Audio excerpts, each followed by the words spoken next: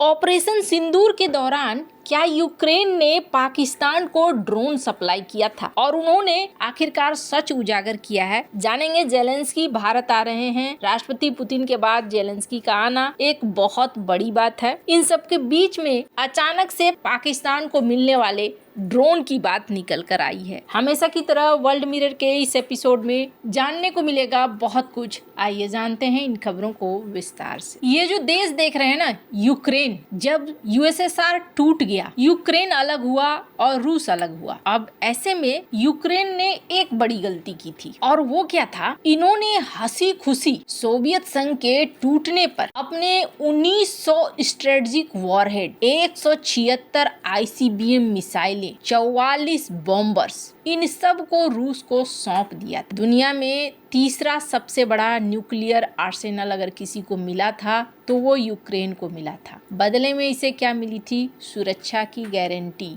और ये सुरक्षा की गारंटी देने वाले कौन थे? President Leonid Kuchma. रूस की तरफ से थे बोरिस येल्त्सिन, अमेरिका की तरफ से थे बिल क्लिंटन, यूके की तरफ से थे जॉन मेजर। क्या डील थी? डील थी यूक्रेन एनपीटी में नॉन न्यूक्लियर स्टेट के रूप में ज्वाइन करेगा, सभी न्यूक्लियर हथियार रूस को ट्रांसफर करेगा, जहां उन्हें डिसमेंटल कर दिया जाएगा। बदले में साइनर्स ने यूक्रेन को सुरक्षा आश्वासन दिए, यूक्रेन की संप्रभुता, स्वतंत्रता और बॉर्डर का सम्मान, सैन्य हमला या धमकी न देना, आर्थिक दबाव न डालना, अगर न्यूक्लियर खतरा हो तो यूएन सिक्योरिटी काउंसिल में मदद मांगना। ये मेमोरेंडम कानूनी रूप से बाइंडिंग नहीं था, सिर्फ एक पॉलिटिकल कमिटमेंट था। हैंडओवर की प्रक्रिया कैसे हुई? 1994 से 1996 तक चली। यूक्रेन ने सारे वॉरहेड रूस भेज दिए। आखिरी आईसीबीएम सीलो 2001 में नष्ट कर दिया गया। अमेरिका ने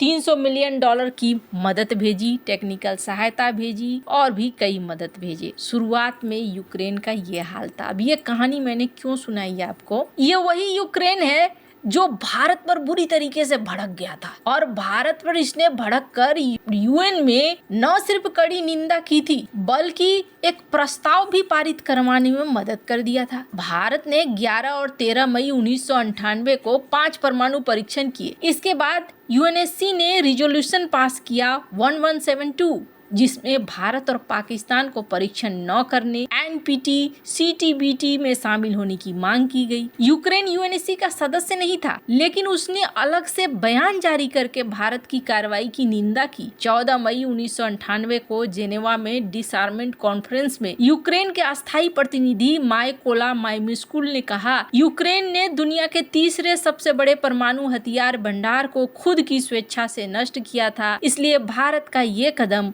अंतरराष्ट्रीय गैर प्रसार व्यवस्था को खतरे में डालता है, जो स्वीकार करने योग्य नहीं है। यूक्रेन सहित 30 देश से ज्यादा देशों ने भारत के खिलाफ यहाँ बातें कही थी। तो यूक्रेन भारत को ये बता रहा था कि भाई तुमने ये बहुत बड़ी गलती की है, हमसे देखो, हमसे सीखो। और उसी समय 1996 में यूक्रेन ने पाकिस्तान को 320 T-80UD टैंक बेचे। ये डील $650 मिलियन की थी। ये टैंक यूक्रेन में बने थे। पाकिस्तानी आर्मी ने इन्हें भारत के खिलाफ मजबूती के लिए इस्तेमाल किया। ये अभी भी सर्विस में है। ये डील सोवियत यूनियन टूटने के बाद हुई थी, जब यूक्रेन के पास ढेर सारे टैंक बचे थे। पाकिस्तान ने अमेरिका से टैंक न मिलने पर यूक्रेन की तरफ रुख किया था और रूस के हमले के बाद पाकिस्तान ने गुप्त रूप से साल 2022-2023 में कहा जाता है कि यूक्रेन को हजारों रॉकेट, 155 mm सेल्स और कई गोला बारूद भेजा। कुल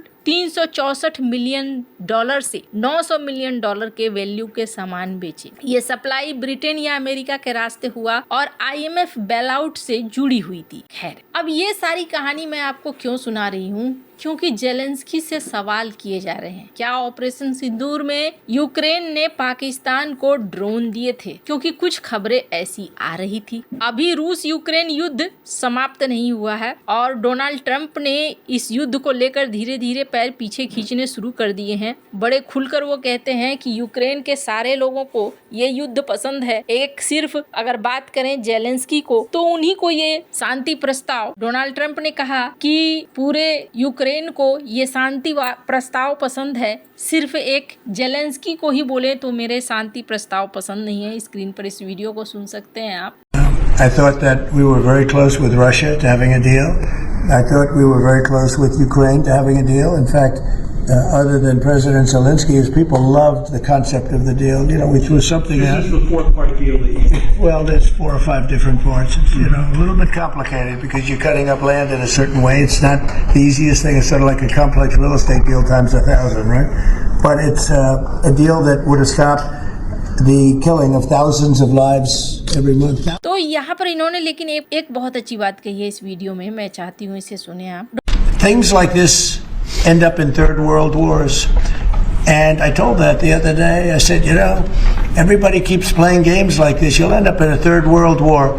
And we don't want to see that happen. Donald Trump ने कहा कि अगर हर कोई गेम खेलने लगा ना, तो फिर तीसरा वर्ल्ड वॉर होगा। और वो क्यों कह रहे हैं? वो इसलिए कह रहे हैं क्योंकि एक तरफ शांति की बात चल रही है, वहीं दूसरी तरफ यूरोप अशांति की बात कर रहा है, तो इससे शांति स्थापित हो ही नहीं पा रही है। अब यूक्रेन शांति की तलाश में भारत के पास आ रहा है, जेलेंस्की आ रहे हैं, और जेलेंस्की के आने के बाद ये भी सवाल होने लगा, मीडिया ने भी सवाल करना शुरू कर दिया कि क्या आपने ऑपरेशन सिंदूर के दौरान पाकिस्तान को किलर ड्रोन सप्लाई करी थी। अब इस यात्रा से ठीक पहले यूक्रेनी सेना ने पाकिस्तान को ड्रोन देने के दावे पर सफाई दी, और उन्होंने कहा कि यूक्रेन की सेना के अधिकारियों का कहना है कि उन्होंने ऑपरेशन सिंदूर के दौरान एक भी किलर ड्रोन पाकिस्तानी सेना को नहीं दिया है। इस अखबार के इस आर्टिकल में देख सकते हैं, कहा जा रहा है कि अन्य देशों की तरह पाकिस्तान ने भी कुछ साल पहले यूक्रेन से ड्रोन तकनीक खरीदने की इच्छा जताई थी। यूक्रेनी अधिकारी ने कहा कि पाकिस्तान के साथ बातचीत के बाद भी न तो कभी ड्रोन की आपूर्ति की गई और न ही उन्हें टेक्नोलॉजी दी गई।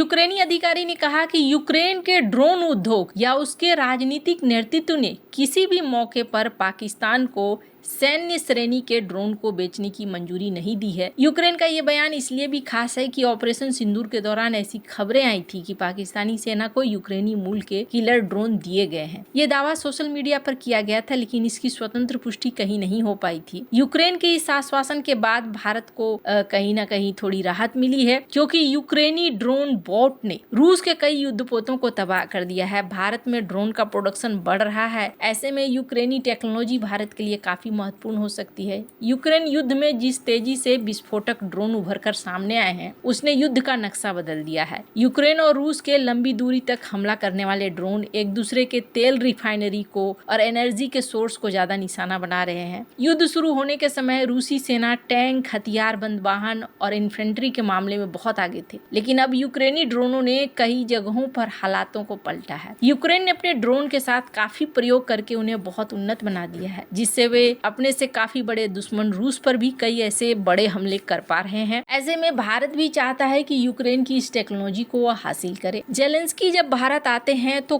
किस किस तरह की डील होती है, ये बहुत ज्यादा मायने करेगा, और इस डील के आधार पर तय होगा कि भारत का डिफेंस सेक्टर किस तरह से अपने आप को ऊंचाइयों में ले जा सकता है। आपको क्या लगता है? इन सब मामले में आपकी क्या राय है? कमेंट कर जरूर बताएं। जल्द मिलते हैं अगले वीडियो में नई खबर के साथ।